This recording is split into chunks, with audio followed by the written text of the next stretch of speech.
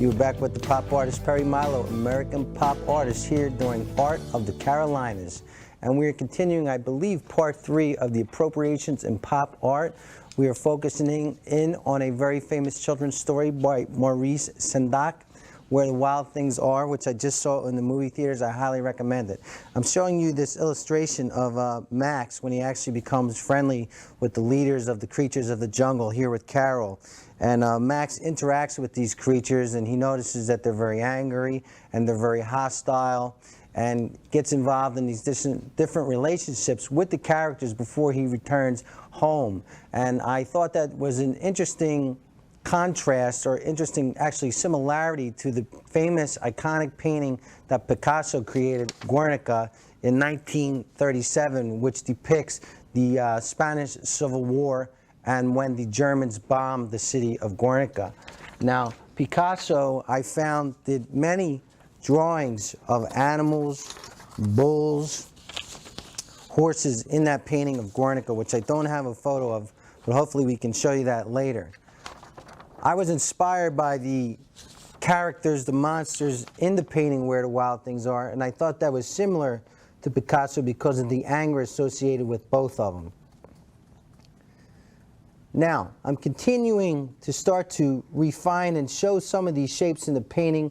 I'm going into a secondary color, a burnt umber, which is nice to use on top of this purple. And I'm back. I have to find my original photo. Here it is. So I'm back into the monster Max. I'm sorry, this is Carol. And it does almost look to me like Picasso maybe could have done this in the Cubist style. But right now, I'm breaking down planes and I'm defining what this almost like dinosaur creature would have looked like. Very carefully, by using this reference.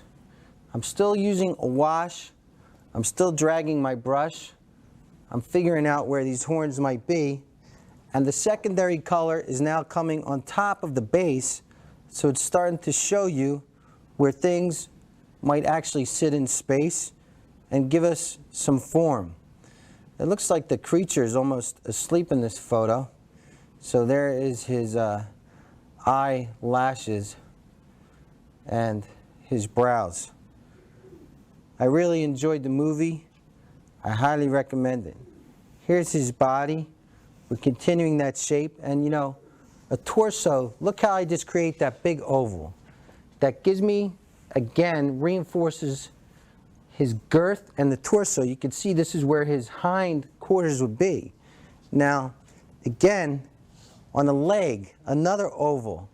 I always teach in shapes. Look at that, an oval here from the hind quarters to the knee, okay? Another socket here is an oval for that, and then this comes down, and I'm still kind of continuing with the under color that I used previously. You can see it almost matches up. Look at that, almost matches up perfectly. Feet are not as hard as you think they are to draw. There's a rectangle for the feet, and it breaks up into that. Now, that is a little bit of what Cubism became. Look how, just by drawing that, I could find these Cubist shapes. Maybe something Picasso would do if he mimicked this. Right there. Here's socket for where his arm is resting on his knee.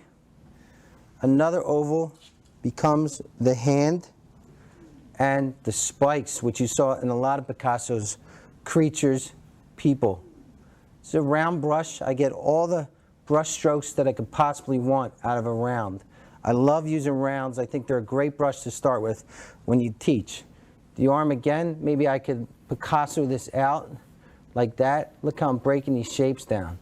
Very cool. Going back into some more burnt sienna. I control my brush very nicely. I dip in the oil. I pull it out. I don't wipe on the ledge of my cup, because then the sediment or the paint will go back into your oil and you'll get dirty oil. No, no, you don't want that. Keep it clean, okay? I'm coming back around here. I'm connecting the edge of the face. Well, actually, this is his other arm, which is resting. Now my proportions seem very good because of the beginning gestural drawing. That's where you're not really making decisions then, but it's helping you to define the shapes of what's to come. It looks like this is his back of his other leg, comes down through here, and his foot is up. You can see it's still in the area where I did the gestural purple. It swings out. He's got some big, ugly feet. This boy needs to go to the podiatrist. Here, here, here, and wipe around. Now we pretty much got the creature of Carol laid in there, and we started to create some Picasso-like cubist shapes. We could really go crazy on that and fun, and we're going to start to fill those in a little bit later without losing the form, so that we still know that this is Carol the creature from the Wild Things Where the Wild Things Are. This is the pop artist Perry Milo. We will be back. Please check out more of my free art lessons, my DVDs for sale, my website, that's milou.com. Keep painting pop art.